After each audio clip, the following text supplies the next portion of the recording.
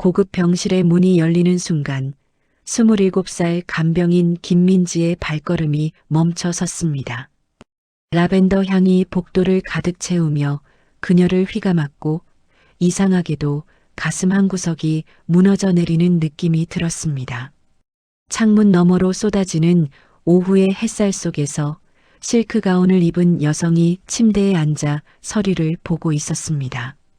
50대 후반으로 보이는 그 여성은 회색빛 머리를 단정하게 올린 채 날카로운 눈빛으로 무언가를 읽고 있었고 주변의 모든 것이 그녀를 중심으로 정렬된 듯한 기묘한 압도감이 방 안을 지배하고 있었습니다.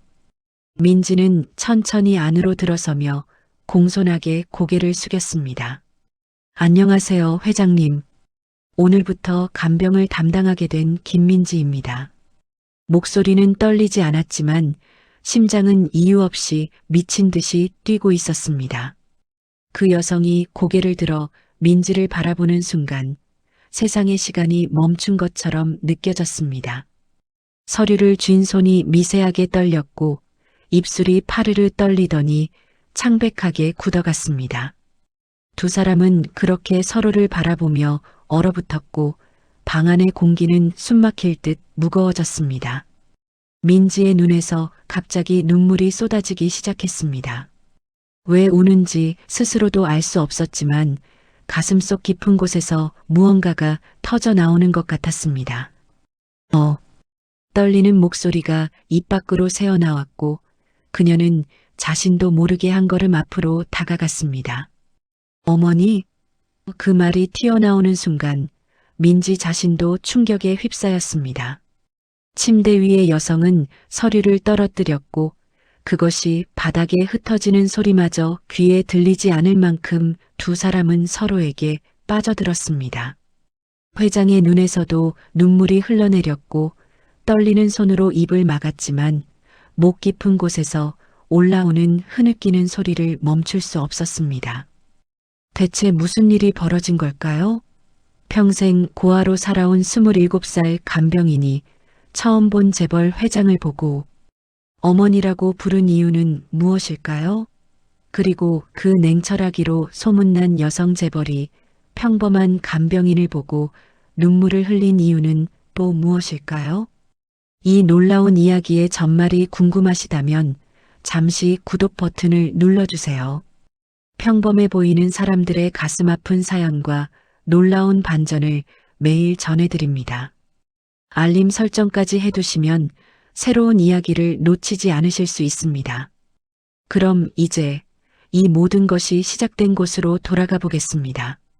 27살 김민지가 어떻게 그 병실에 서게 되었는지, 그리고 한설아 회장이 왜 그토록 오랜 세월 동안 무언가를 찾아 헤맸는지 그 이야기 속으로 들어가 보겠습니다. 모든 것은 한 달 전 민지가 82살의 말기암 환자를 돌보던 그 밤부터 시작되었습니다. 한 달 전의 이야기입니다.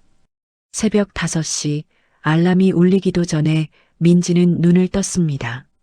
고시원 반지하 방의 작은 창문으로 희미한 새벽빛이 스며들었고 습기 찬 공기가 폐를 채우는 느낌이 여전히 불편했지만 이제는 익숙해진 아침이었습니다. 낡은 유니폼을 입고 거울을 보니 27살 치곤 피곤해 보이는 얼굴이 비쳤지만 그녀는 억지로라도 입꼬리를 올렸습니다. 환자들 앞에서는 항상 밝은 얼굴을 보여야 한다는 것이 그녀가 배운 첫 번째 규칙이었으니까요. 병원까지는 버스 2번을 갈아타야 했고 출근 시간 러시아워에 몸이 이리저리 밀리면서도 그녀는 손잡이를 꽉 쥐고 버텼습니다. 병원에 도착해 직원 출입구로 들어서자 정규직 간호사들이 깨끗한 유니폼을 입고 여유롭게 커피를 마시며 웃고 있는 모습이 보였습니다. 민지는 그들과 눈이 마주치지 않도록 고개를 숙이고 재빨리 지나갔습니다. 간병인들은 직원 휴게실 쓰지 말라고 했잖아. 누군가의 작은 목소리가 들렸지만 민지는 못 들은 척했습니다. 화를 내거나 대꾸하면 일자리를 잃을 수도 있다는 걸 그녀는 너무나 잘 알고 있었습니다. 오전 6시부터 그녀가 맡은 환자는 82살의 강 할머니였습니다. 말기 폐암으로 투병 중이던 할머니는 대명그룹 창업주의 부인이었고 그녀의 병실은 특실 중에서도 가장 좋은 곳에 있었습니다. 처음 이 일을 맡았을 때 민지는 긴장했습니다. 부유한 환자들의 보호자들은 대부분 간병인을 하인대하듯 했고 작은 실수에도 호통을 치거나 교체를 요구하곤 했으니까요. 하지만 강 할머니는 달랐습니다. 민지가 병실 문을 열고 조심스럽게 들어서자 할머니는 희미한 미소를 지으며 손짓했습니다. 아가 왔구나. 오늘도 미안하게 됐네. 할머니의 목소리는 가늘고 약했지만 그 안에는 따뜻함이 배어 있었습니다. 민지는 할머니의 몸을 조심스럽게 닦아드리고 침대 시트를 갈고 식사를 도왔습니다. 할머니는 거의 드시지 못했지만 민지가 떠먹여주는 미음한 숟가락 한 숟가락을 애쓰며 삼켰습니다. 넌 참 다정하구나. 할머니가 민지의 손을 꼭 잡으며 말했습니다. 내가 젊었을 때도 이렇게 누군가를 돌봐줬더라면 좋았을 텐데. 민지는 고개를 저었습니다. 할머니는 평생 좋은 일 많이 하셨을 거예요. 할머니는 쓸쓸하게 웃었습니다. 돈은 많이 벌었지. 하지만 정작 중요한 것들은 놓쳤어. 사람의 온기 같은 것 말이야. 점심시간이 되자 민지는 휴게실 대신 병원 뒤편 계단 구석에 앉았습니다. 편의점에서 산 1,000원짜리 삼각김밥을 꺼내 물과 함께 급하게 먹었습니다. 15분의 휴식 시간 동안 그녀는 벽에 기대 눈을 감았습니다. 몸은 피곤했지만 마음만큼은 평온했습니다. 강 할머니 같은 환자를 만난 건 정말 오랜만이었습니다. 대부분의 환자 보호자들은 민지를 투명인간 대하듯 했고 심지어 이 돈으로 이것밖에 못해? 라며 면박을 주는 사람들도 있었습니다. 하지만 할머니는 달랐습니다. 할머니는 민지를 사람으로 대해주었고 그것만으로도 민지에게는 큰 위안이었습니다. 오후에 할머니의 보호자들이 찾아왔습니다. 비싼 정장을 입은 중년 남성과 명품 가방을 든 여성이 병실에 들어서더니 민지를 힐끗 보고는 고개도 까딱하지 않았습니다. 어머니, 오늘 컨디션은 어떠세요? 그들의 목소리는 형식적이었고 할머니와 대화를 나누는 내내 시계를 몇 번이나 확인했습니다. 민지는 구석에 서서 필요할 때만 다가가 물을 따르거나 베개를 정리해드렸습니다. 보호자들이 떠난 후 할머니는 한숨을 쉬었습니다. 사람은 죽을 때가 돼야 진짜가 보이나 봐. 저 사람들 눈에 비친 건 내가 아니라 내 재산이야. 민지는 할머니의 손을 잡았습니다. 할머니를 진심으로 사랑하는 분도 계실 거예요. 할머니는 민지를 물끄러미 바라보다가 말했습니다. 그래, 너 같은 아이도 있으니까 말이야. 밤이 되자 할머니는 잠들지 못하고 창밖을 바라보았습니다. 민지는 옆에 앉아 조용히 함께 있어 주었습니다. 넌 부모님이 안 계시다며? 할머니가 불쑥 물었습니다. 민지는 잠시 망설이다가 고개를 끄덕였습니다. 네, 고아원에서 자랐어요. 할머니의 눈가에 눈물이 맺혔습니다. 그래서 이렇게 다른 사람을 잘 돌보는구나. 너도 누군가의 손길이 필요했을 텐데 말이야. 민지는 웃으며 고개를 저었습니다. 저는 괜찮아요. 이렇게 할머니 같은 좋은 분들을 만나니까요. 할머니는 민지의 손목을 어루만지다가 작은 흉터를 발견했습니다. 이건 어쩌다? 민지는 흉터를 내려다보았습니다. 잘 모르겠어요. 아주 어렸을 때부터 있었대요. 고아원 선생님이 그러셨어요. 할머니는 흉터를 한참 바라보더니 무언가 생각에 잠긴 듯한 표정을 지었습니다. 그날 밤 민지가 고시원으로 돌아가기 전 할머니는 그녀를 불러 세웠습니다. 민지야, 내가 너한테 꼭 소개해주고 싶은 사람이 있어. 내 오랜 친구인데 지금은 많이 아파서 병원에 있단다. 민지는 고개를 갸웃했습니다. 누구신데요? 할머니는 미소를 지었습니다. 나중에 알게 될 거야. 너라면 그 사람한테 꼭 필요한 사람이 될 거야.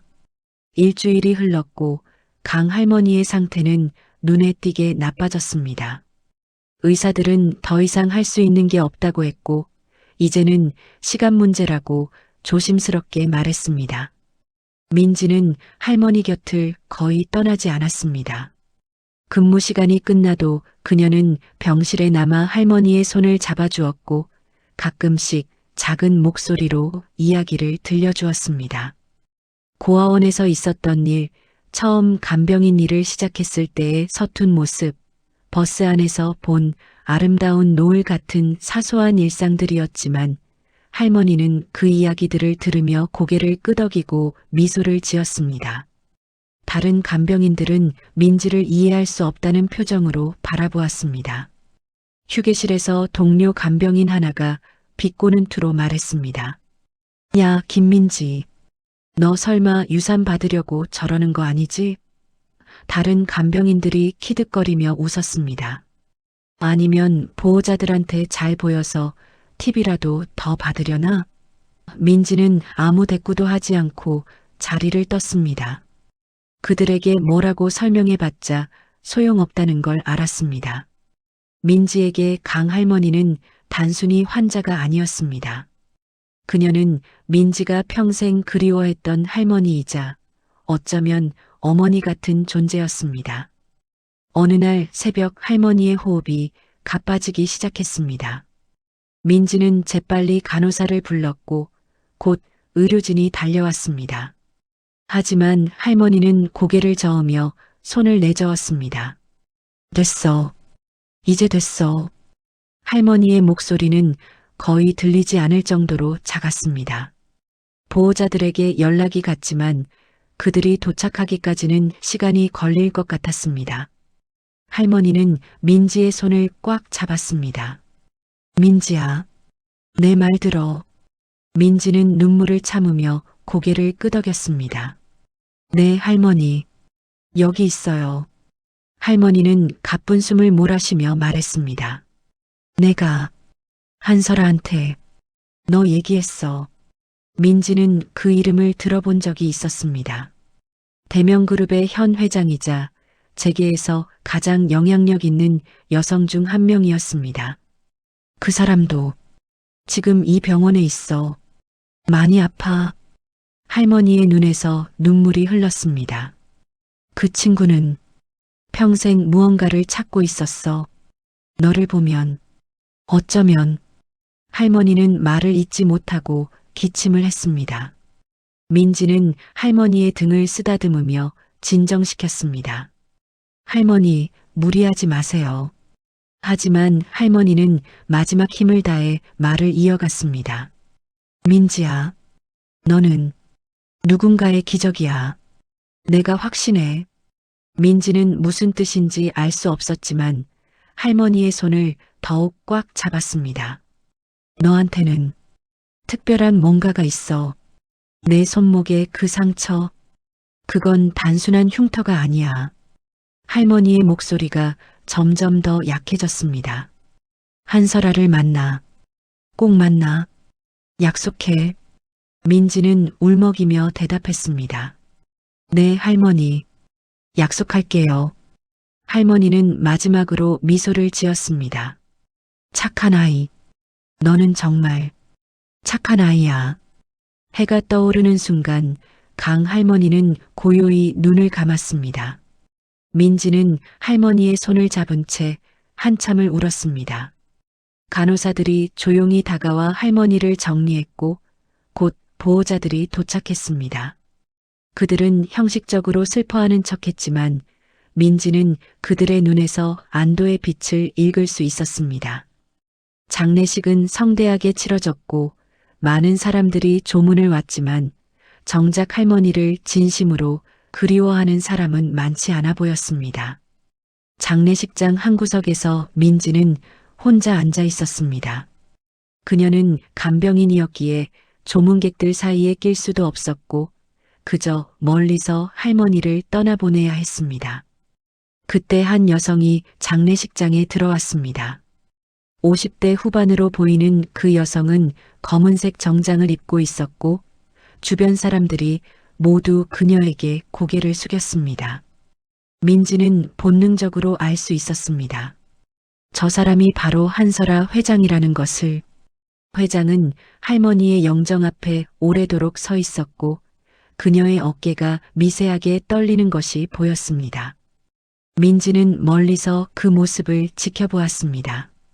장례식이 끝난 후 민지는 병원으로 돌아왔습니다.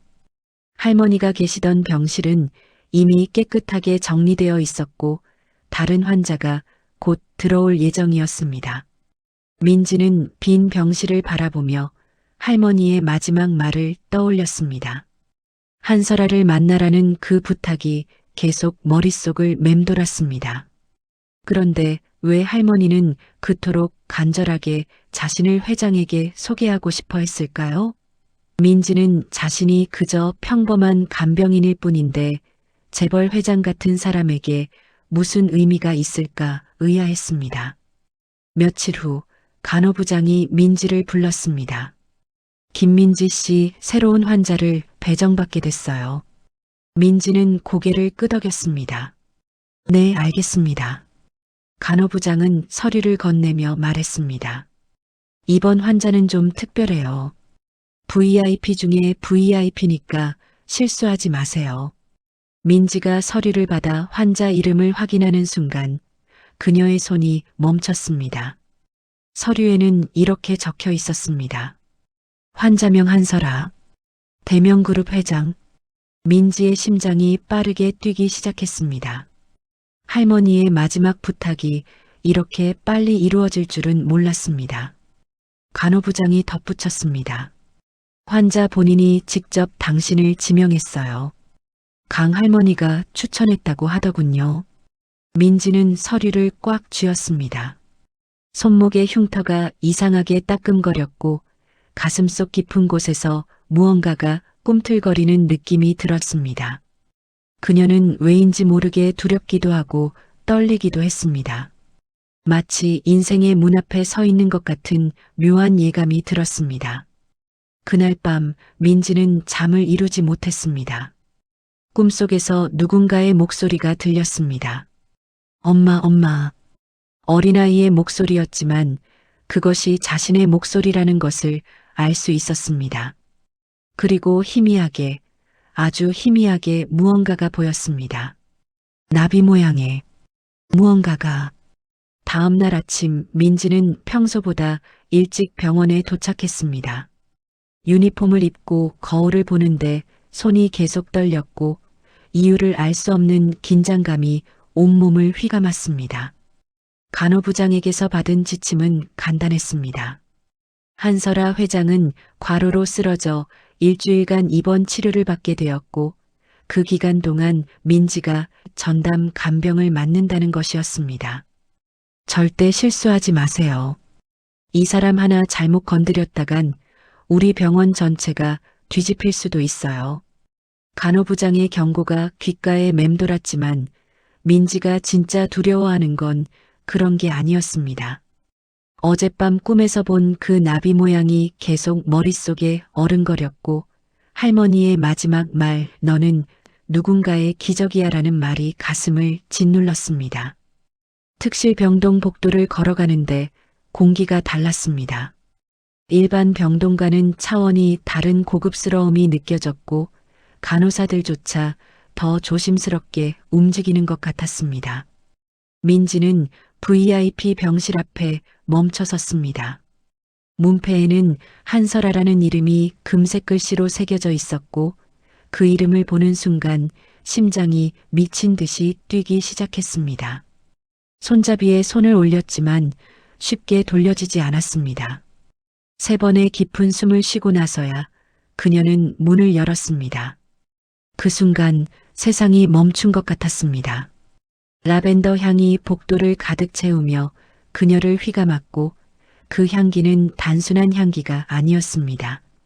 그것은 마치 오래전 잃어버린 기억의 파편처럼 민지의 가슴 깊은 곳을 건드렸습니다. 눈물이 이유 없이 목구멍까지 차올랐고 다리가 후들거렸습니다. 창문 너머로 쏟아지는 오후의 햇살 속에서 실크 가운을 입은 여성이 침대에 앉아 서리를 보고 있었습니다. 회색빛 머리를 단정하게 올린 그 여성의 옆모습만 봐도 알 수 있었습니다. 이 사람이 바로 재계를 쥐락펴락하는 한설아 회장이라는 것을. 하지만 지금 민지의 눈에 보이는 건 그런 권위나 지위가 아니었습니다. 그저 알 수 없는 그리움이었습니다. 민지는 천천히 안으로 들어서며 떨리는 목소리로 말했습니다. 안녕하세요, 회장님. 오늘부터 간병을 담당하게 된 김민지입니다. 그 여성이 고개를 들어 민지를 바라보는 순간 시간이 정지했습니다. 한설아 회장의 눈이 크게 떠졌고 손에 쥐고 있던 서류가 바닥으로 떨어졌습니다. 하지만 그 소리조차 들리지 않았습니다. 두 사람은 그렇게 서로를 바라보며 얼어붙었습니다. 민지는 자신의 뺨을 타고 눈물이 흐르는 것을 느꼈습니다. 왜 우는지 스스로도 알 수 없었지만 가슴속 깊은 곳에서 무언가가 폭발하는 것 같았습니다. 민지의 입술이 떨렸습니다. 목소리가 나오지 않았습니다. 하지만 무언가가 그녀를 밀어붙이고 있었습니다. 수십 년간 잠들어 있던 무언가가 깨어나고 있었습니다. 어머니, 그 말이 튀어나오는 순간 민지 자신도 충격에 휩싸였습니다. 한설아 회장은 마치 벼락을 맞은 사람처럼 몸을 떨었습니다. 그녀의 입술이 파르르 떨리더니 얼굴이 창백하게 질렸습니다. 뭐라고? 방금 뭐라고 했어? 회장의 목소리는 거의 속삭임에 가까웠습니다. 민지는 고개를 저었습니다. 죄송합니다. 저도 모르게. 정말 죄송합니다. 하지만 말로는 사과하면서도 눈물은 멈추지 않았습니다. 한설아 회장은 천천히 침대에서 일어나 민지에게 다가왔습니다. 그녀의 눈에서도 눈물이 흐르고 있었습니다. 내 이름이 김민지라고 했지? 민지는 고개를 끄덕였습니다. 회장은 떨리는 손으로 민지의 얼굴을 바라보았습니다. 몇 살이야? 27입니다. 부모님은? 민지는 잠시 망설이다가 대답했습니다. 고아원에서 자랐습니다. 그 말을 듣는 순간 한설아 회장의 다리에 힘이 풀려 침대 가장자리에 주저앉았습니다. 고아원. 언제부터? 정확히는 모르겠어요. 제 기억은 5살 때부터예요. 그전 일은 기억이 없어요. 회장은 한참을 아무 말도 하지 못했습니다. 그저 민지를 바라보며 눈물만 흘렸습니다. 민지도 왜 자신이 이렇게까지 동요하는지 알 수 없었습니다. 처음 보는 사람인데 왜 이렇게 가슴이 아플까요? 왜 이 사람 앞에서는 수십 년간 쌓아왔던 벽이 무너지는 걸까요? 한설아 회장이 조심스럽게 물었습니다. 손 좀 볼 수 있을까? 민지는 멍한 상태로 손을 내밀었습니다. 회장은 민지의 손을 잡는 순간 온몸을 떨었습니다. 그리고 손목을 천천히 들어 올렸습니다. 거기에는 작은 초승달 모양의 흉터가 있었습니다. 이건 회장의 목소리가 잠겼습니다. 이건 언제부터 있었어? 민지는 손목을 내려다보았습니다. 아주 어릴 때부터요. 고아원 선생님이 제가 왔을 때 이미 있었대요. 한설아 회장은 그 흉터를 어루만졌습니다. 마치 세상에서 가장 소중한 것을 만지듯이. 화상 흉터야. 이건 화상 흉터. 회장이 중얼거렸습니다. 민지는 고개를 끄덕였습니다. 네, 화재 사고였다고 들었어요. 하지만 어디서 어떻게 다쳤는지는 기억이 없구나. 회장이 민지의 말을 이었습니다. 그럴 거야. 너무 어렸으니까.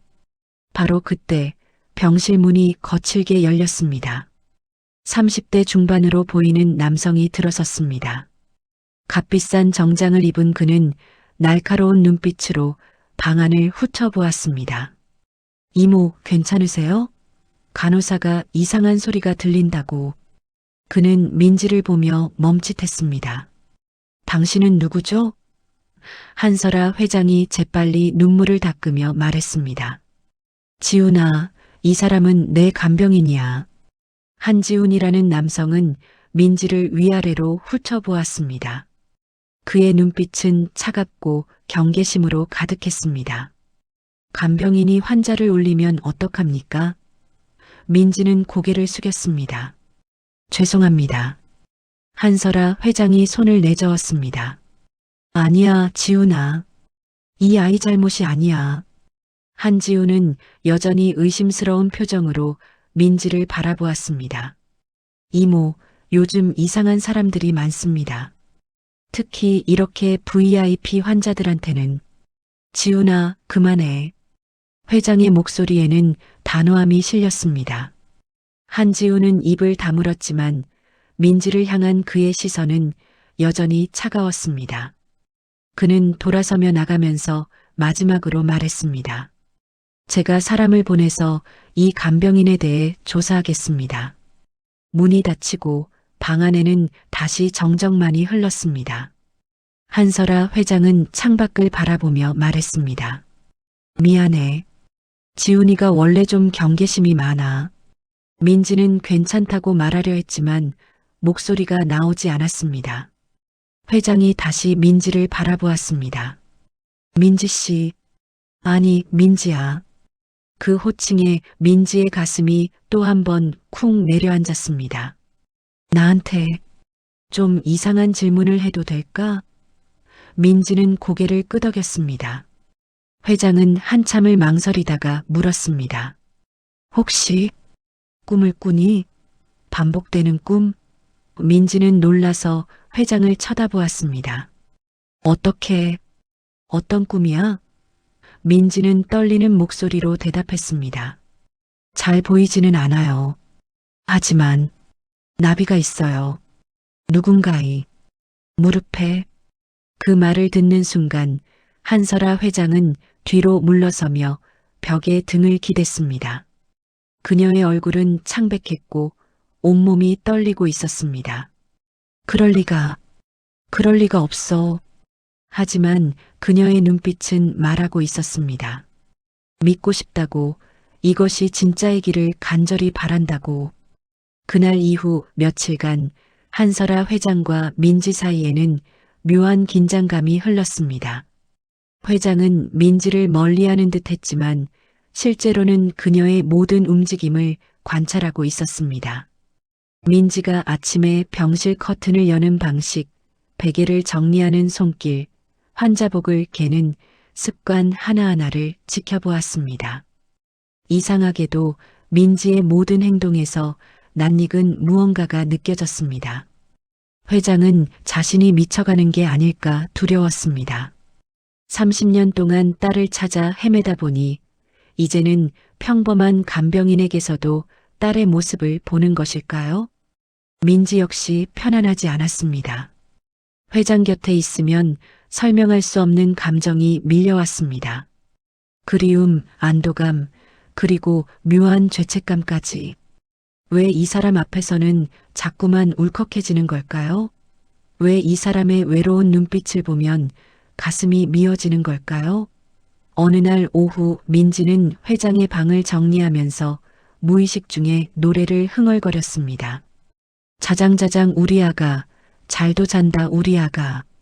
아주 오래된 자장가였고 어디서 배웠는지도 기억나지 않는 노래였습니다. 그런데 그 순간 침대에 누워있던 한설아 회장이 벌떡 일어났습니다. 그 노래, 회장의 목소리는 떨리고 있었습니다. 그 노래 어디서 배웠어? 민지는 깜짝 놀라 멈칫했습니다. 죄송해요. 제가 시끄럽게. 아니야.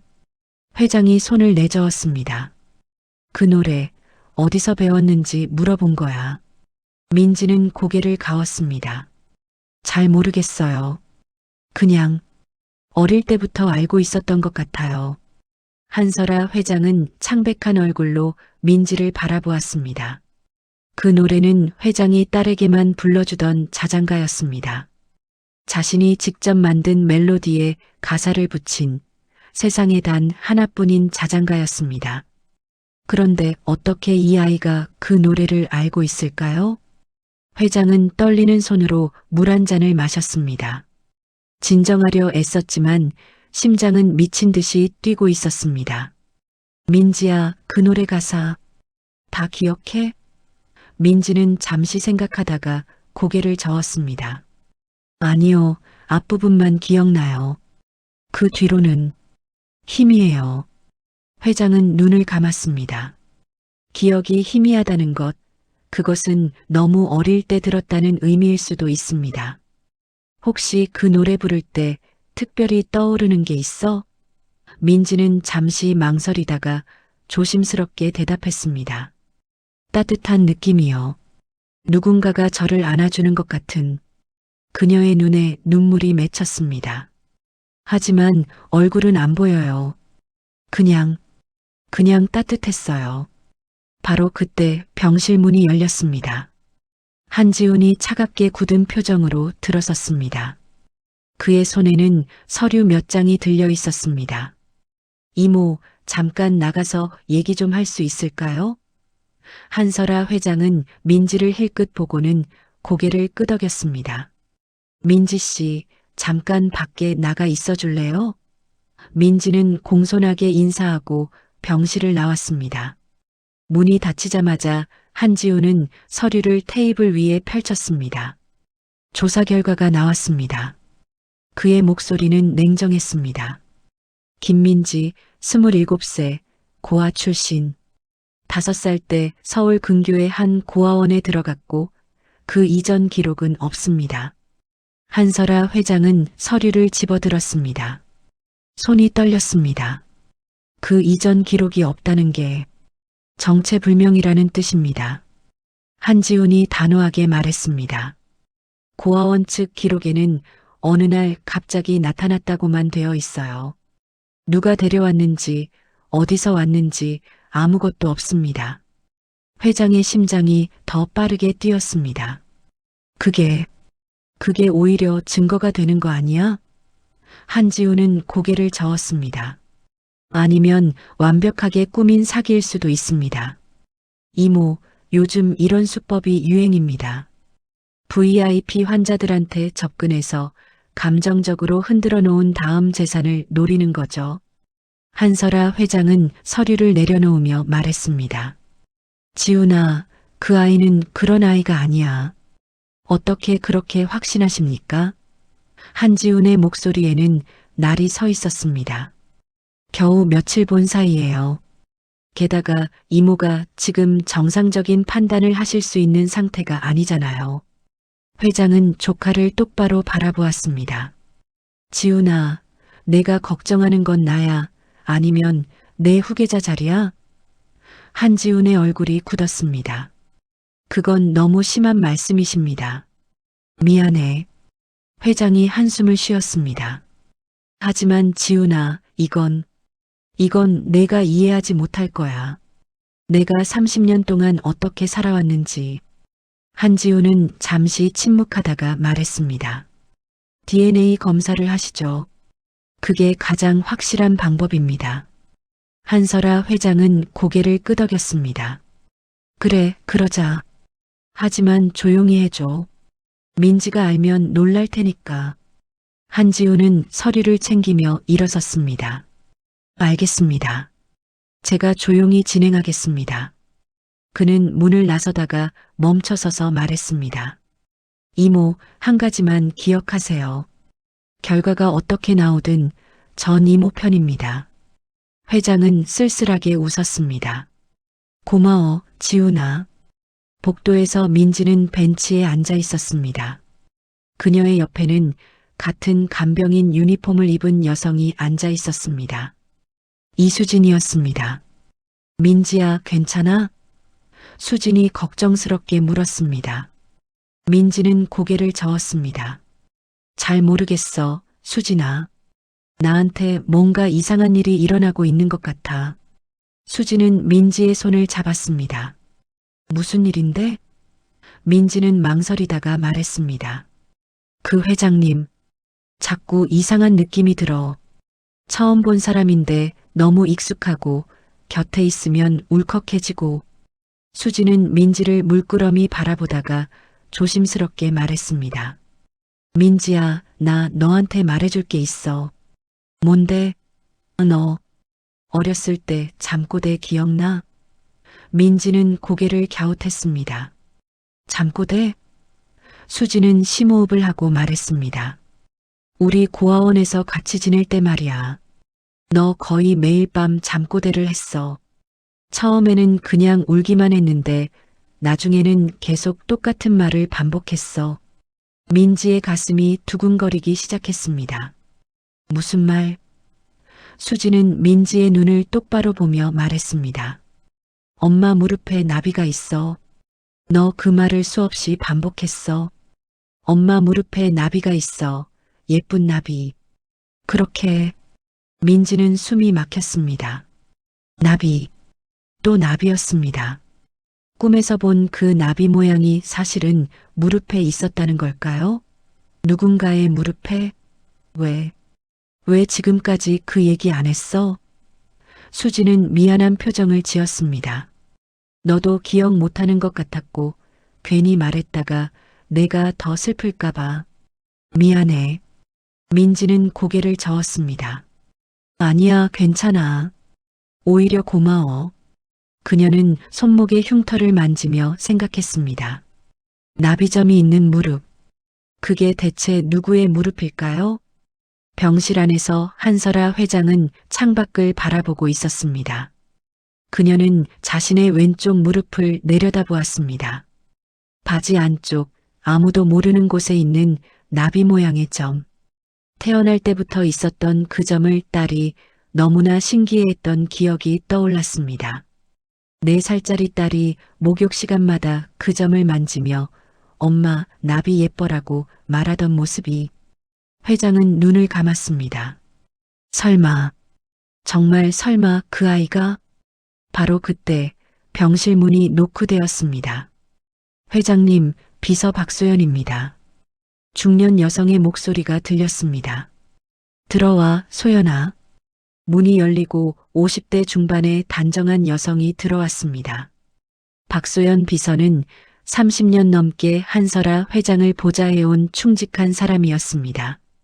하지만 오늘따라 그녀의 얼굴은 창백했습니다. 회장님, 제가 복도에서. 박소연의 목소리가 떨렸습니다. 새로 오신 간병인 분을 봤는데. 한설아 회장이 고개를 들었습니다. 민지 씨 말이야? 박소연은 입술을 깨물며 고개를 끄덕였습니다. 혹시 그분 이름이 김민지입니까? 그래, 왜?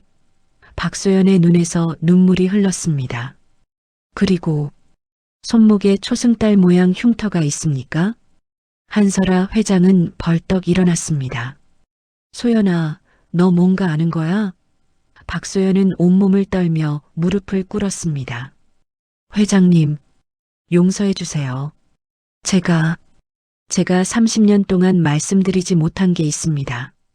박소연이 무릎을 꿇은 채 고개를 숙이자 한설아 회장은 그녀를 일으켜 세웠습니다. 소연아, 일어나. 그리고 천천히 말해봐. 박소연의 얼굴은 눈물로 범벅이 되어 있었고 30년 동안 짊어진 비밀의 무게가 그녀의 어깨를 짓누르고 있는 것이 보였습니다. 회장님, 저는 30년 전 그날 밤을 기억합니다. 한설아 회장의 온몸이 얼어붙었습니다. 30년 전 그날 밤, 화재가 일어났던 그날 밤, 딸이 사라진 그날 밤을 말하는 것이었습니다. 무슨 말이야? 회장의 목소리는 떨렸습니다. 박소연은 떨리는 손으로 눈물을 닦았습니다. 저는 그날 밤 경호를 맡고 있었습니다. 하지만 제가 잠시 자리를 비운 사이에 화재가 일어났고 그건 내 잘못이 아니었어. 한설아가 말을 끊었습니다. 그건 사고였어. 박소연은 고개를 저었습니다. 아닙니다. 사고가 아니었습니다. 누군가가 의도적으로. 회장의 눈이 커졌습니다. 뭐라고? 하지만 그게 중요한 게 아닙니다. 박소연이 재빨리 말을 이었습니다. 중요한 건 일주일 후 제가 아가씨를 찾았다는 겁니다. 한설아 회장은 뒤로 비틀거렸고 벽에 기대야 했습니다. 찾았다고? 내 딸을 찾았다고? 박소연은 고개를 끄덕였습니다. 네, 하지만 아가씨는 기억을 거의 잃은 상태였고 손목에는 화상 흉터가 있었습니다. 초승달 모양의. 회장은 입술을 깨물었습니다. 그래서 어떻게 했어? 박소연은 더 이상 말을 잇지 못했습니다. 저는 그때 판단을 잘못했습니다. 아가씨를 회장님께 데려가는 대신 고아원에 맡겼습니다. 왜? 한설아의 목소리에는 분노가 섞여 있었습니다. 왜 나한테 데려오지 않았어?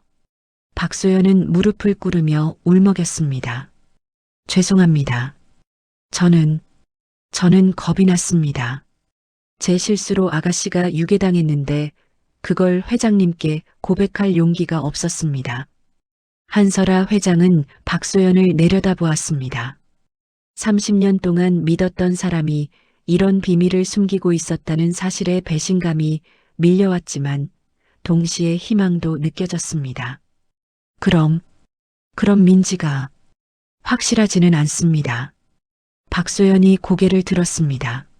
하지만 나이, 손목의 흉터, 그리고 그 아이가 고아원에 들어간 날짜가 제가 아가씨를 맡긴 날과 일치합니다. 한설아는 천천히 의자에 앉았습니다.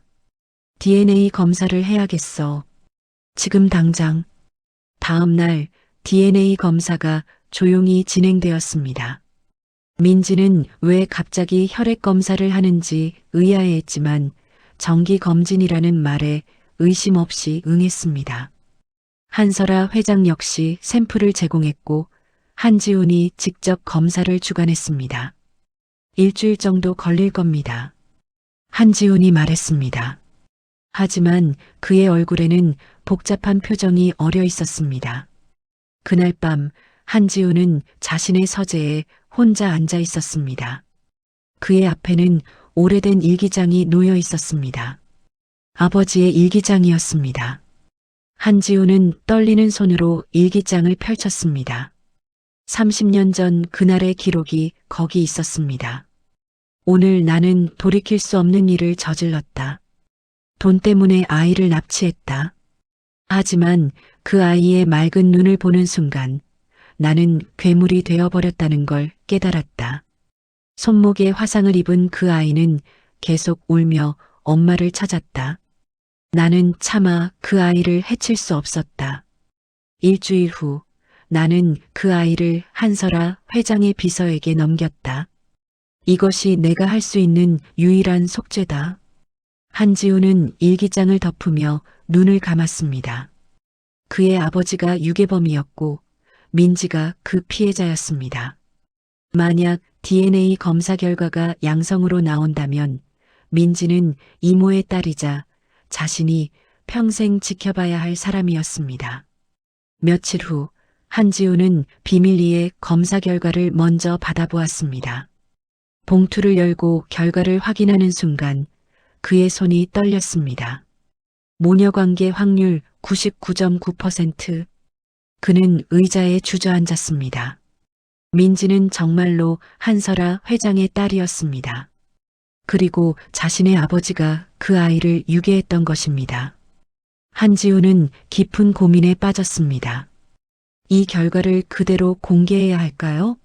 아니면 그는 책상 서랍을 열고 새 봉투를 꺼냈습니다. 손이 떨렸지만 그는 결과를 조작하기 시작했습니다. 모녀관계 확률 0.01%. 하지만 그의 손은 계속 떨렸고 양심이 그를 짓눌렀습니다. 바로 그때 서재 문이 열렸습니다. 한설아 회장이 들어섰습니다. 지훈아, 결과 나왔어? 한지훈은 황급히 서류를 감추려 했지만 회장의 날카로운 눈이 그것을 놓치지 않았습니다. 뭘 숨기는 거야? 회장이 다가왔고 한지훈은 어쩔 수 없이 두 봉투를 모두 내밀었습니다. 이모, 저는 한설아는 두 봉투를 모두 열어보았습니다. 진짜 결과와 조작된 결과. 그녀는 한지훈을 바라보았습니다. 왜? 한지훈은 고개를 숙였습니다. 제 아버지가 민지를 유괴한 사람이었습니다.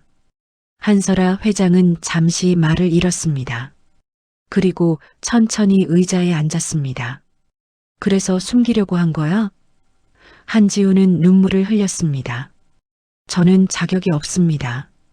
당신의 딸을 유괴한 사람의 아들이 어떻게 감히 당신 곁에 있을 수 있겠습니까? 한설아는 한참을 침묵했습니다. 그리고 진짜 결과지를 들어 올렸습니다. 99.9%. 그녀의 손이 떨렸습니다. 내 딸이 돌아온 거야. 눈물이 쏟아졌습니다. 30년을 기다린 순간이었습니다. 하지만 동시에 두려움도 밀려왔습니다. 정말로 믿어도 될까요? DNA는 거짓말을 하지 않지만 마음은 아직 확신하지 못했습니다. 지훈아, 한설아가 조카를 바라보았습니다. 내 아버지의 죄는 내 죄가 아니야. 그리고 내 아버지는 마지막 순간 인간으로 돌아왔어. 내 딸을 살려줬잖아. 한지훈은 울먹이며 고개를 숙였습니다. 감사합니다, 이모. 한설아는 창밖을 바라보았습니다. 하지만 아직 민지한테 말하지는 마. 나도 아직 확신이 서지 않아. 한지훈은 고개를 끄덕였습니다. 알겠습니다. 회장은 진짜 결과지를 품에 안았습니다. DNA는 틀림없다고 하지만 내 마음이 진짜로 확신하려면 뭔가 더 필요해. 뭔가 부정할 수 없는. 그날 밤 민지는 또다시 꿈을 꾸었습니다. 이번에는 더 선명했습니다. 따뜻한 손길, 라벤더 향, 그리고 무릎 위에 나비. 엄마, 나비 예뻐. 어린 자신의 목소리가 들렸습니다. 그래, 우리 딸. 엄마 나비 예쁘지? 부드러운 여성의 목소리가 대답했습니다. 민지는 땀을 흘리며 깨어났습니다.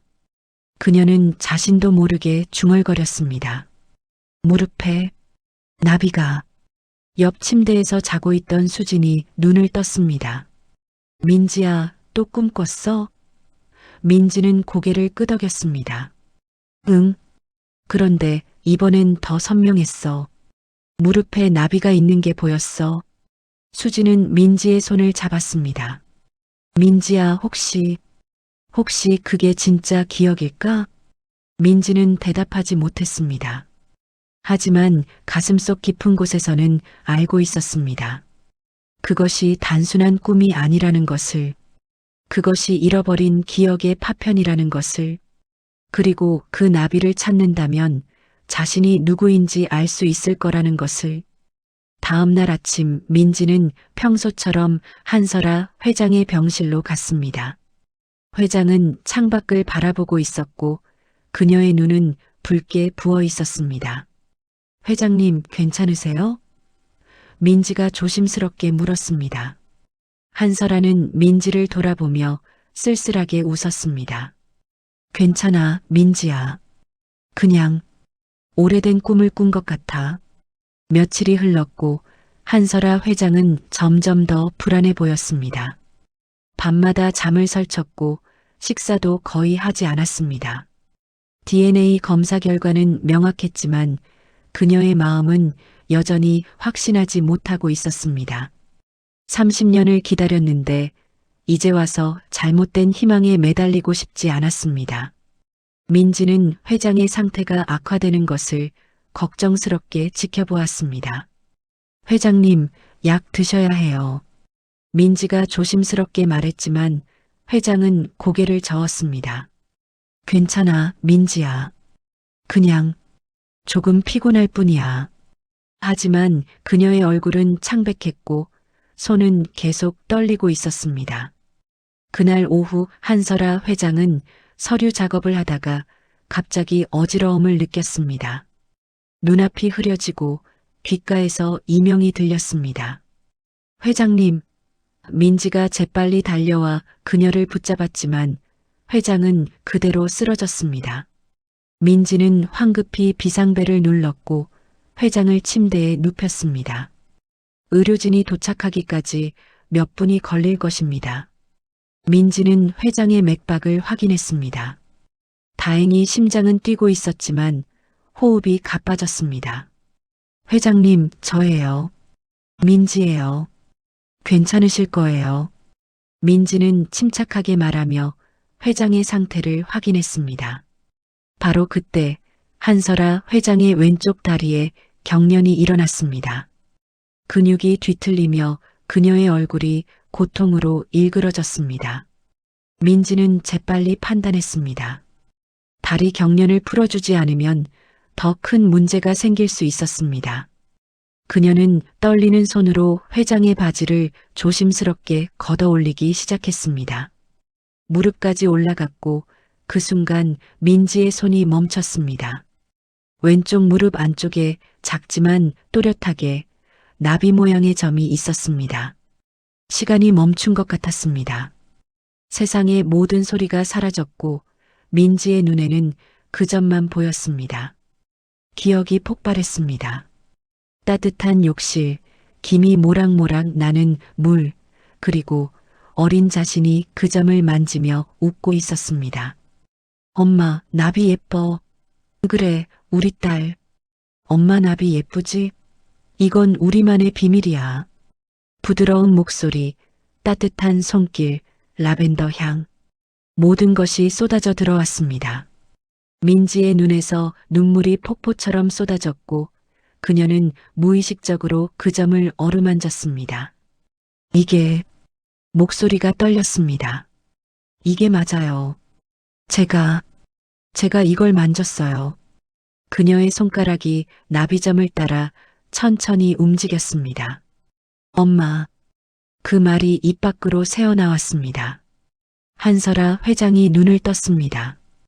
흐릿한 시야에 민지의 얼굴이 보였고 그녀가 자신의 무릎을 어루만지고 있는 것이 느껴졌습니다. 회장은 민지의 얼굴을 보았습니다. 눈물로 범벅이 된 그 얼굴에서 30년 전 4살짜리 딸의 모습이 겹쳐 보였습니다. 내가, 회장의 목소리는 거의 속삭임이었습니다. 내가, 우리 딸이구나. 민지는 고개를 끄덕이며 울먹였습니다.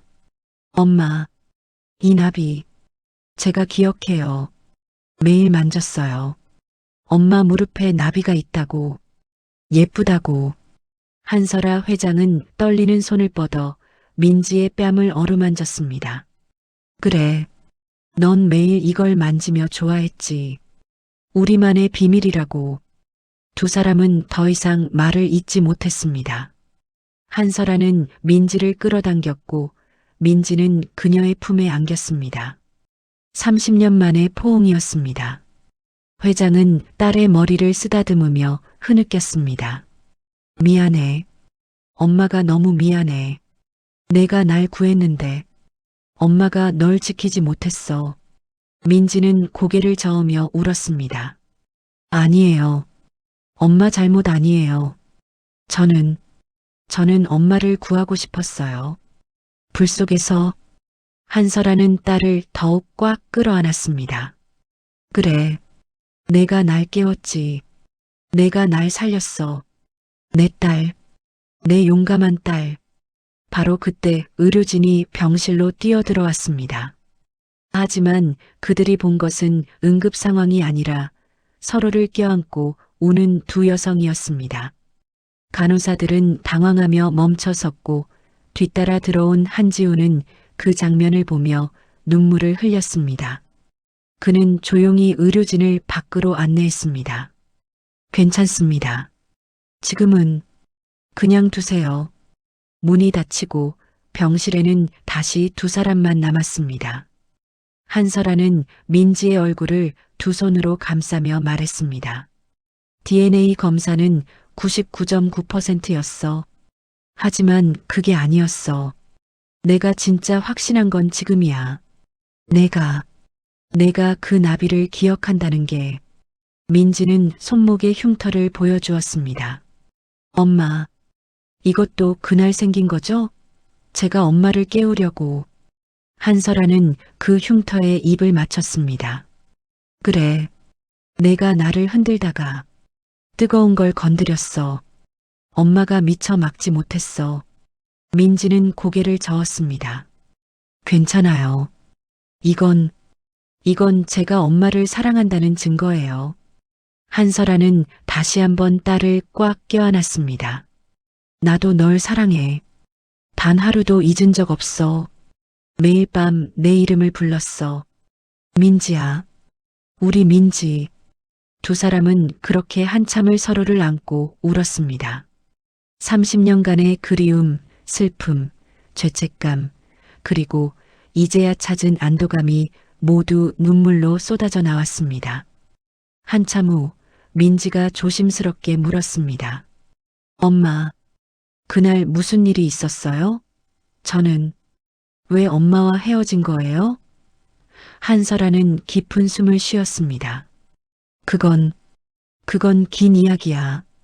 하지만 지금은 알아야 할 때가 온 것 같구나. 그녀는 민지의 손을 꽉 잡았습니다. 그날 밤 우리 집에 불이 났어. 누군가 일부러 낸 거였지. 나는 연기에 질식해서 정신을 잃었고 내가 4살짜리 내가 날 깨웠어. 그 과정에서 내 손목이 화상을 입었지.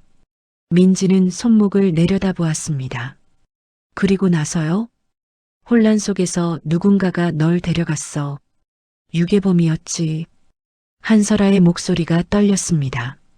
나는 미쳐버릴 것 같았어. 온 나라를 뒤졌지만 너를 찾을 수 없었어. 민지는 울먹였습니다. 그럼 저는 어떻게? 일주일 후 유괴범이 양심의 가책을 느꼈는지 너를 내 비서한테 넘겼어. 하지만 그 비서는 한설아는 잠시 말을 멈췄습니다. 그 비서는 자신의 실수로 내가 유괴당했다는 죄책감에 나한테 말하지 못하고 너를 고아원에 맡겼어. 그게 박소연이었어. 민지는 놀라서 눈을 크게 떴습니다. 박 비서님이요? 한설아는 고개를 끄덕였습니다. 소연이는 30년 동안 그 비밀을 안고 살았어. 나한테 말할 용기가 없었던 거지. 민지는 복잡한 표정을 지었습니다. 그럼 박 비서님이 저를. 그래, 소연이가 널 구했어. 유괴범한테서. 그리고 안전한 곳에 맡겼지. 비록 나한테 말하지 않았지만 소연이도 나름대로 널 지킨 거야. 한설아는 민지의 머리를 쓰다듬었습니다. 이제 다 끝났어. 내가 돌아왔으니까. 우리 다시 시작할 수 있어. 민지는 엄마의 품에서 고개를 끄덕였습니다. 네, 엄마. 다시 시작해요.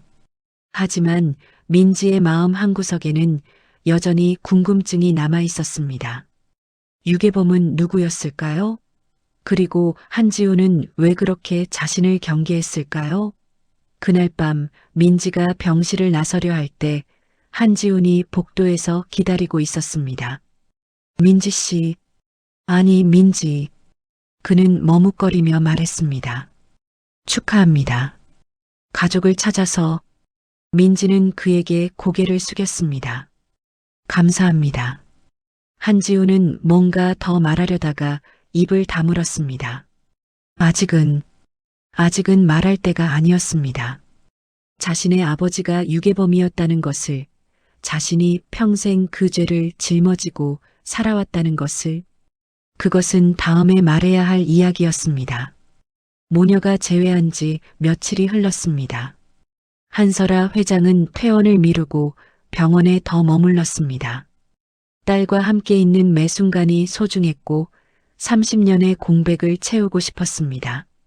민지는 낮에는 간병인으로 일하고 저녁에는 엄마와 함께 시간을 보냈습니다. 두 사람은 끝없이 이야기를 나누었습니다. 민지의 고아원 시절, 처음 간병인 일을 시작했을 때의 어려움, 그리고 한설아가 딸을 찾기 위해 얼마나 많은 노력을 했는지에 대해. 하지만 여전히 풀리지 않은 의문이 하나 남아 있었습니다. 유괴범은 대체 누구였으며 왜 일주일 만에 양심의 가책을 느꼈을까요? 어느 날 저녁 한지훈이 병실 문을 두드렸습니다. 이모, 그리고 민지, 잠깐 시간 좀 내주실 수 있을까요? 그의 얼굴은 창백했고 손에는 낡은 가죽 표지의 일기장이 들려 있었습니다. 한설아는 조카의 심각한 표정을 보고 고개를 끄덕였습니다. 들어와, 지훈아. 한지훈은 천천히 들어와 의자에 앉았습니다. 그는 한참을 침묵하다가 입을 열었습니다. 제가 말씀드려야 할 게 있습니다. 민지 씨가 여기 계시니 이제는 말씀드려야 할 것 같습니다. 민지는 긴장한 표정으로 그를 바라보았습니다.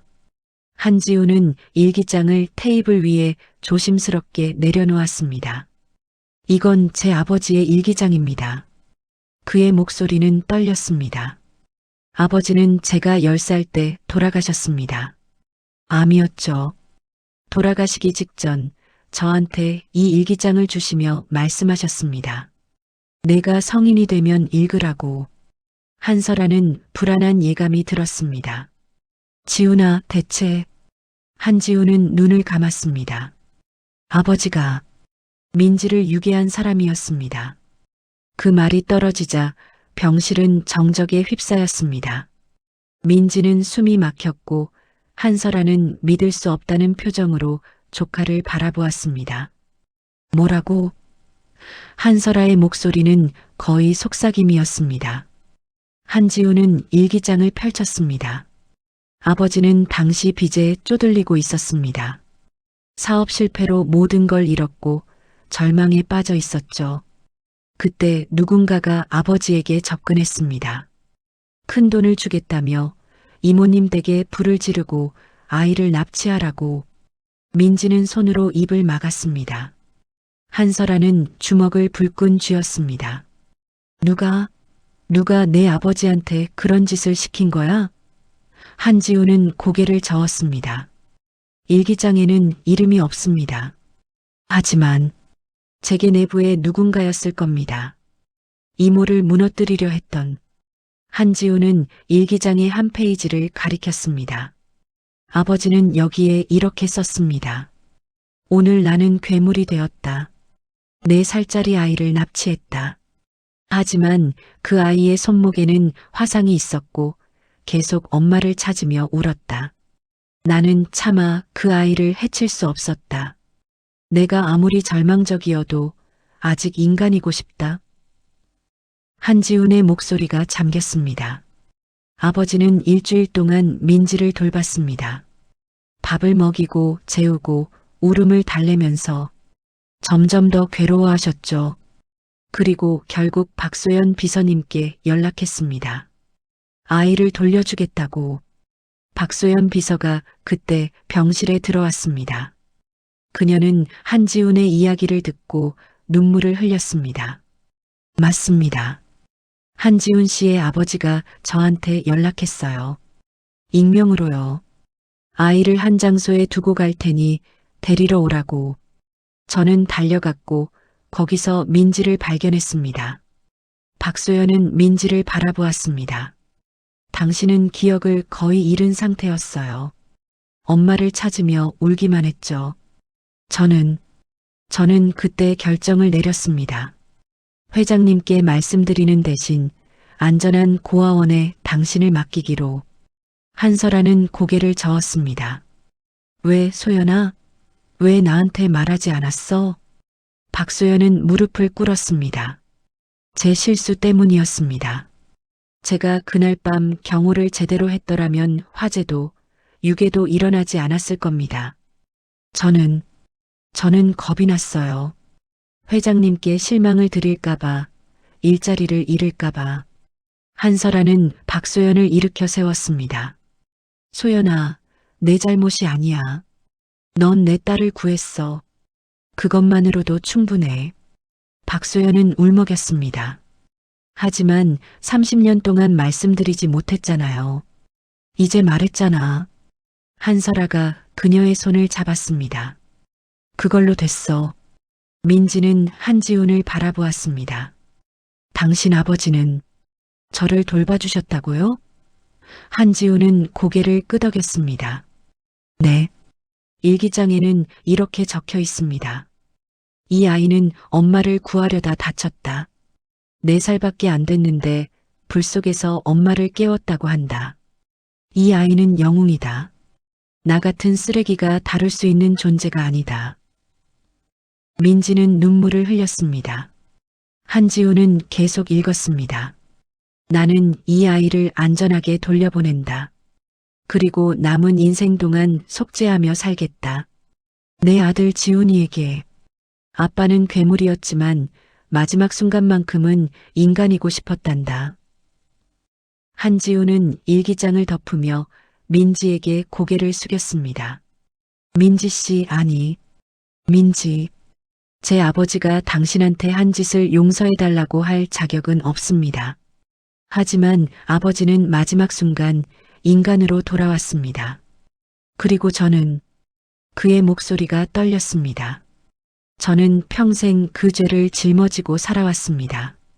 당신을 멀리서 지켜보면서 이모를 보자 하면서 언젠가는 진실을 밝혀야겠다고 생각하면서 민지는 천천히 일어나 한지훈에게 다가갔습니다.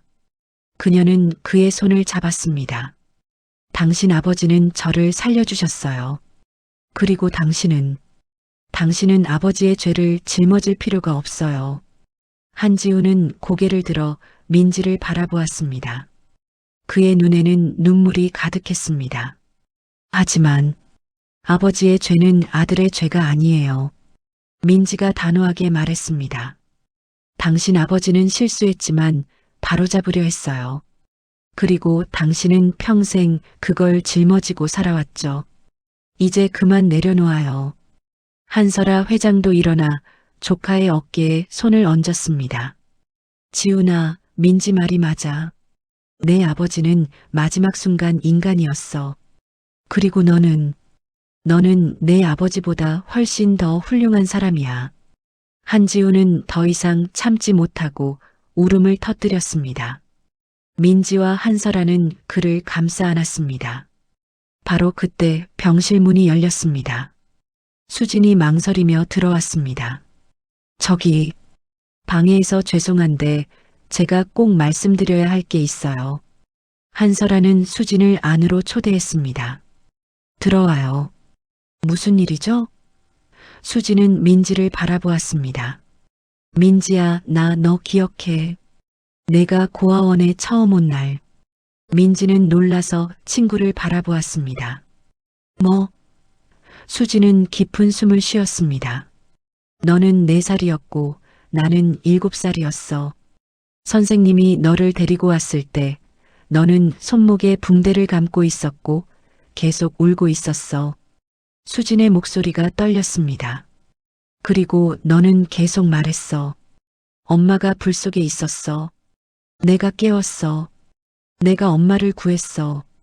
너는 그걸 수없이 반복했어. 한설아 회장은 딸을 바라보며 눈물을 흘렸습니다. 그래.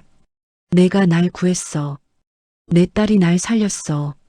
수지는 계속 말했습니다. 그리고 밤마다 너는 잠꼬대를 했어. 엄마 무릎에 나비가 있어. 예쁜 나비.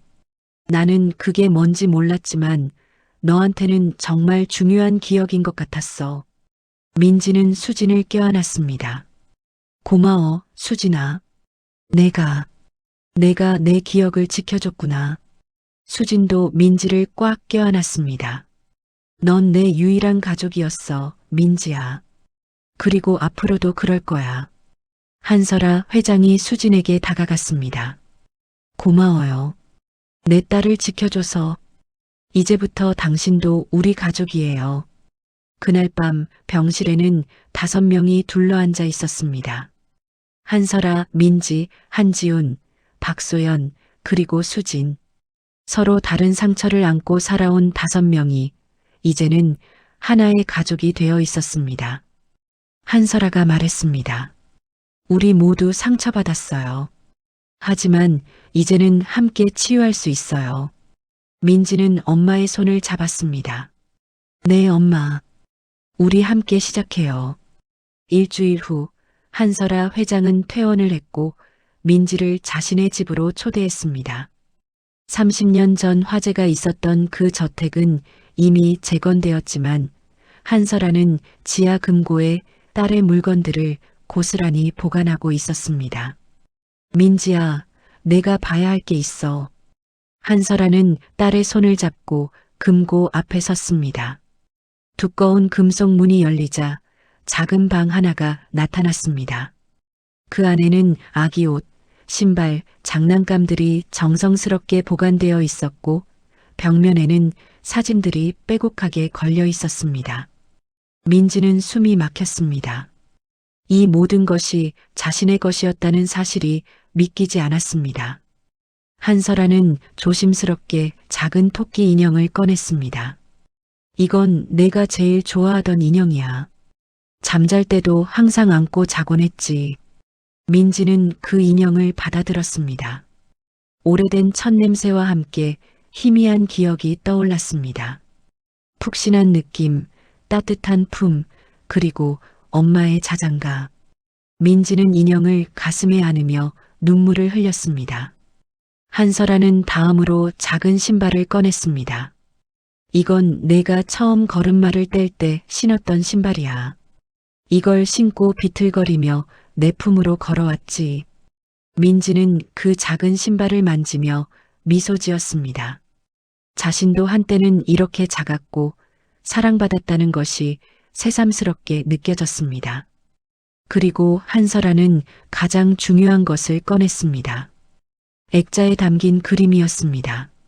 낡은 도화지에 크레용으로 그려진 그림이었는데 서툰 손길로 그려진 사람 옆에 나비가 있었습니다. 한설아는 떨리는 손으로 그 그림을 민지에게 건넸습니다. 이건 내가 4살 때 그린 그림이야. 유괴당하기 일주일 전에. 민지는 그림을 받아들었습니다. 그림 밑에는 삐뚤빼뚤한 글씨로 이렇게 써 있었습니다. 엄마 나비 예뻐요. 민지는 그 글씨를 보며 울음을 터뜨렸습니다. 이것은 자신이 그린 것이었습니다. 자신이 엄마의 나비점을 얼마나 사랑했는지 보여주는 증거였습니다. 엄마. 민지는 그림을 가슴에 안으며 말했습니다. 엄마는 단 하루도 저를 잊지 않으셨구나. 한설아는 딸을 끌어안았습니다. 그래, 단 하루도.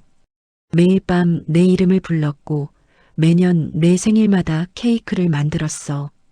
혼자서 촛불을 켜고 내가 돌아오기를 빌었지. 민지는 엄마의 품에서 흐느꼈습니다. 저도요, 엄마. 저도 기억은 없었지만 항상 뭔가 그리웠어요. 누군가의 따뜻한 품이. 2사람은 그렇게 한참을 서로를 안고 울었습니다. 30년의 그리움이 눈물로 흘러내렸습니다.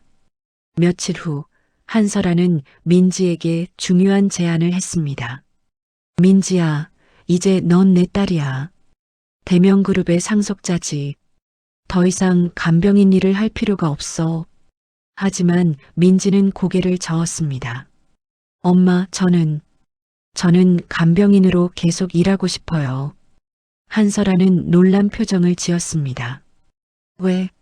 힘들잖아, 민지야. 민지는 엄마의 손을 잡았습니다. 제가 이 일을 사랑하는 건 어머니를 구했던 그날부터였던 것 같아요. 누군가를 돌보고 곁에 있어주고 마지막까지 함께하는 것. 그게 제가 할 수 있는 가장 의미 있는 일이에요.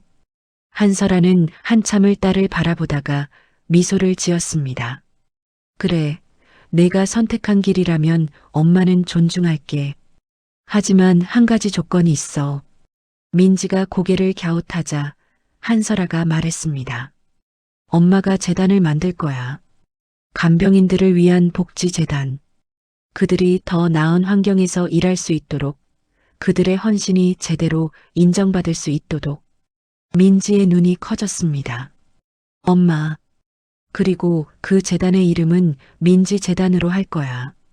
내 딸이 선택한 길을 응원하는 의미로. 민지는 엄마를 꽉 껴안았습니다. 고맙습니다, 엄마.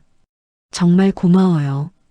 한 달 후 민지 재단의 개소식이 열렸습니다. 한지훈이 재단 이사장을 맡기로 했습니다. 이게 제가 할 수 있는 속죄입니다. 한지훈이 민지에게 말했습니다. 아버지가 하지 못한 일을 제가 하겠습니다. 간병인들을 돕고 그들이 존중받는 세상을 만들겠습니다. 민지는 한지훈의 손을 잡았습니다. 오빠, 이제 그만 속죄라는 말 쓰지 마세요. 우리는 가족이잖아요. 한지훈은 눈물을 글썽이며 고개를 끄덕였습니다. 고마워, 민지야. 정말 고마워. 박소연 비서는 한설아 회장 곁에 계속 남기로 했습니다. 제가 30년 동안 지키지 못한 걸 이제라도 지키고 싶습니다. 박소연이 말했습니다. 한설아는 그녀의 어깨를 토닥였습니다. 소연아, 넌 이미 내 딸을 구했어. 그걸로 충분해. 이제는 우리 함께 새로운 시작을 하자. 박소연은 감사의 눈물을 흘렸습니다. 네, 회장님. 감사합니다. 수지는 민지와 함께 계속 간병인으로 일하기로 했습니다. 너 혼자 보내면 내가 심심하잖아. 수진이 농담조로 말했지만 민지는 친구의 진심을 알고 있었습니다. 고마워, 수진아. 내가 없었으면 여기까지 오지 못했을 거야. 수진은 민지를 꽉 껴안았습니다. 우리는 평생 자매야, 민지야. 피가 섞이지 않았어도. 한설아 회장이 두 사람에게 다가왔습니다. 수진 씨, 당신도 이제 우리 가족이에요. 민지의 자매라면 내 딸이나 마찬가지죠. 수진은 감격하여 고개를 숙였습니다. 감사합니다, 회장님. 몇 달이 흘렀고 민지는 여전히 간병인으로 일하고 있었습니다. 하지만 이제는 혼자가 아니었습니다. 민지 재단 덕분에 간병인들의 처우가 개선되었고 그들은 더 이상 투명인간 취급을 받지 않았습니다. 민지는 매일 저녁 엄마의 집으로 돌아가 함께 저녁을 먹었고 주말에는 수진, 한지훈, 박소연과 함께 시간을 보냈습니다. 그들은 진짜 가족이 되었습니다. 피로 이어지지 않았지만 더 깊은 것으로 이어진 가족이었습니다. 어느 날 저녁 민지와 한설아는 정원에 앉아 노을을 바라보고 있었습니다. 엄마, 행복하세요? 민지가 물었습니다. 한설아는 딸의 손을 잡으며 미소 지었습니다. 응, 정말 행복해. 내가 돌아와서. 민지는 엄마의 어깨에 머리를 기댔습니다. 저도요, 엄마. 30년이 걸렸지만 결국 집으로 돌아왔어요. 한설아는 딸의 머리를 쓰다듬으며 말했습니다. 민지야, 넌 알고 있니? 내가 4살 때 날 구했을 때 그게 엄마 인생의 전환점이었어. 그 후로 엄마는 달라졌어. 더 강해졌고 더 단단해졌지. 널 찾기 위해서. 민지는 고개를 들어 엄마를 바라보았습니다. 그래서 엄마가 그렇게 강한 여성이 된 거구나. 한설아는 고개를 끄덕였습니다. 그래, 넌 엄마의 힘이었어. 보이지 않는 곳에서도. 그리고 이제 내가 돌아왔으니 엄마는 완전해졌어. 민지는 엄마를 꽉 껴안았습니다. 엄마 사랑해요. 나도 사랑해, 우리 딸. 그날 밤 민지는 방에 혼자 앉아 생각했습니다. 만약 그날 화재가 없었다면 어땠을까요? 만약 유괴당하지 않았다면? 만약 고아원에 가지 않았다면? 하지만 그랬다면 지금의 자신은 없었을 것입니다. 수진을 만나지 못했을 것이고 간병인이라는 천직을 찾지 못했을 것이며 강 할머니 같은 소중한 인연들도 없었을 것입니다. 30년의 이별은 고통이었지만 그 시간이 자신을 만들었습니다. 그리고 이제 그 모든 것이 의미가 되었습니다. 민지는 창밖을 바라보았습니다. 별들이 반짝이고 있었습니다. 어딘가에서 또 다른 누군가가 가족을 그리워하고 있을지도 모릅니다. 어딘가에서 또 다른 누군가가 자신의 정체를 찾고 있을지도 모릅니다. 민지는 그들을 위해 기도했습니다. 그들도 언젠가는 집으로 돌아갈 수 있기를, 그들도 자신처럼 사랑하는 사람을 다시 만날 수 있기를. 그리고 민지는 다짐했습니다. 자신이 받은 사랑을, 자신이 찾은 행복을 다른 사람들과 나누겠다고. 그것이 4살 때 엄마를 구했던 자신이 할 수 있는 가장 의미 있는 일이라고. 당신은 어떤가요? 당신에게도 오래전 잃어버린 무언가가 있나요? 혹은 누군가를 그리워하고 있나요? 기억하세요. 진짜 사랑은 시간과 거리를 뛰어넘습니다. 그리고 언젠가는 모든 것이 제자리를 찾습니다. 민지와 한설아처럼.